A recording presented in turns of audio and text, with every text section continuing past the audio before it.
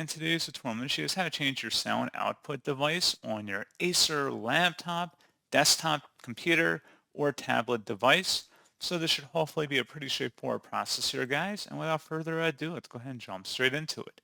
So what I have to do is select the Start menu and type in Settings. Best result should come back with Settings. Go ahead and open that up. Select System on the left side, and then on the right side, select Sound.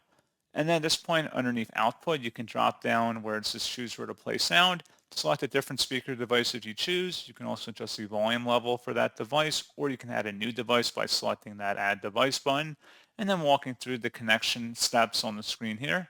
And that's pretty much it. So as always, thank you guys for watching this brief tutorial. I do hope that was able to help you out, and I do look forward to catching you all in the next tutorial. Goodbye.